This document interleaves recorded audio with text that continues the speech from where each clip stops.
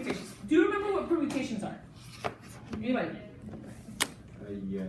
What are they?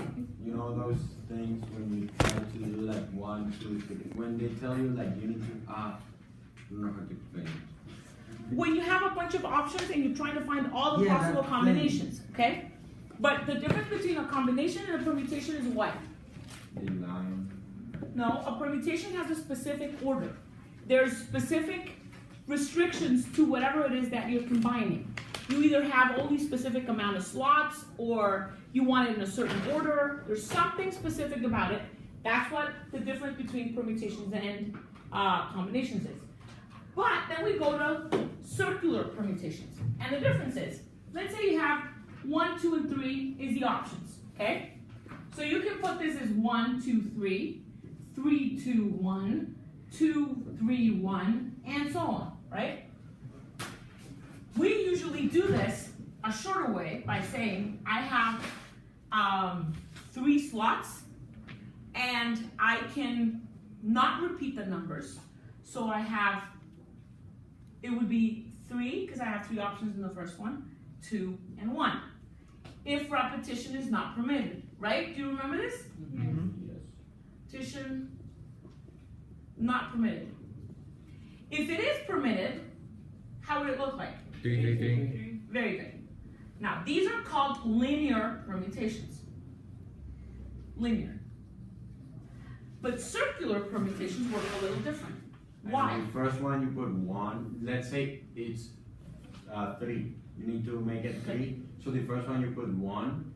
So the second one you don't have that 1. So you put it 2, 1, and you go like that. Like 3. That's one option, right? Okay, so You would think that then you put 1 here.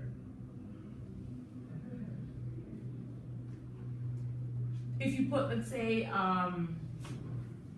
3 here, 1 and 2. But this is exactly the same thing as this, isn't it? It's in the same exact order, except that you just twisted it like this. So that's not an option. It's the same thing. So the only thing that would actually change is if we take this as a reference, and the only ones that can change are the other 2 because they would be on opposite sides.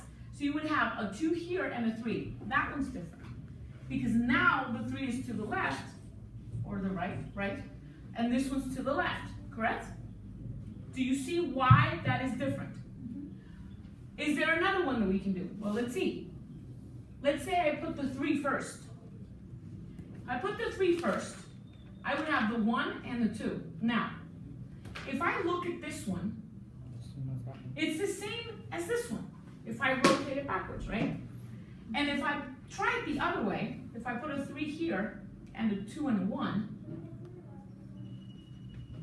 then it's exactly the same as this one. So these are not options. And that's probably what's going to happen with the other ones as well. So what you do with circular permutations is you have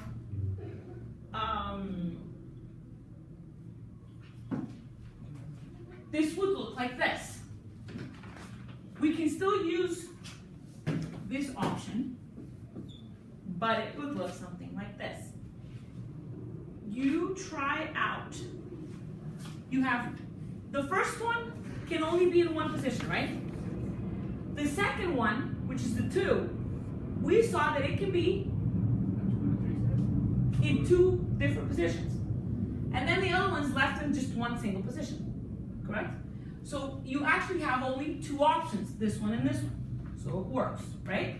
Does that make sense? yes.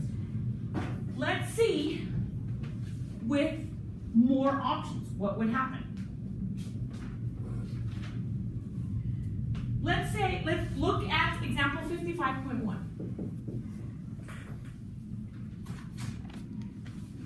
How many ways can 6 different items, 6 items, be arranged in a circle, in a line and a circle? It's simple. You put 1, and then you go 5, 4, 3, 2, 1. Very good. 1, 2, 3, 4, 5, 6. Is it 6 items, so 6 Yeah, so positions? you just take 1 at the 5, 4, 3, 2, 1. This would be circular, right? Yes. And linear? Linear is gonna be 6, 5, 4, 3, 2. Okay? Is that clear? A little bit. Do you understand why it's always a 1 here? Because that first thing that you use as a reference will always be in that one position. You can't put it anywhere else because then it becomes a reference wherever else it is. So it can only have that one position. Why? Because it's the reference. And without the reference, the circle has no direction, right? It's never ending. Whereas a line has a beginning and an end. A circle doesn't have a beginning and an end. Or a line segment has a beginning. A circle doesn't. So you have to find that one reference point, which will always be the first one. Okay? And after that, you only have if you have 6 numbers, how many positions will you have left? 5. And once that one's taken over, you only have 4 positions, and that's why it works out this way. Okay, does that make sense now? Yes. Okay. So, is this part clear? Let's go to distinguishable permutations. My eraser, I left it. No, you left your eraser where? On my backpack. In your backpack or at your backpack? At my backpack. In your backpack. That thing. At would be if he's standing outside the zipper waiting to go in. It's a problem that you don't have in Spanish porque solo está ahí. But in English, it's a pain. Okay. Let's say that we have the word move.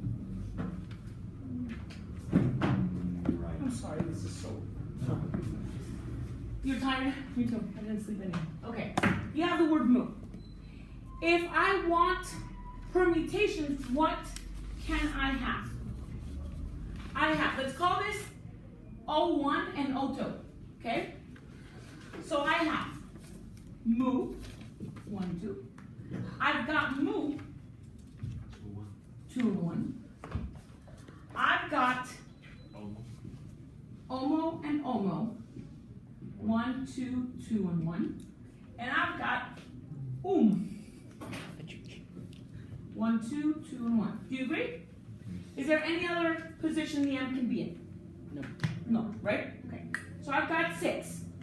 But we're asking for distinguishable. Distinguishable. Now, do you understand what distinguishable means? That you can tell them apart? If I take this 1 and 2 away, then these are not indistinguishable. I would actually only have 3 distinguishable ones, right? Yeah. So, to make your life easy, there is a formula. Isn't that cool? And the formula would be, over here you would have 3 different objects in total, but in reality you only have 2, right? So if I have the word mama, for example, I would have 4 over 2. Because the M and the A repeat. Does that make sense? These are the ones that are actually different from each other. This is the total amount that they give you. So Mississippi, to make your life like miserable. Tennessee. Mississippi. Yeah. How would that one be? 5. 11 in the top. Isn't it 12? 4, 8, 7, 11, yes. And then, 11 in the top? and then on the bottom. 3. 1, 2, 3, 4. yeah. No, 4, 4, yeah. 4. Yes. Got it?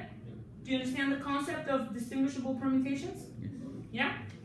And that, so the formula is N over A. Now, this gets a little bit more complicated. This one is actually going to be a little bit more complicated because this can be A, B, and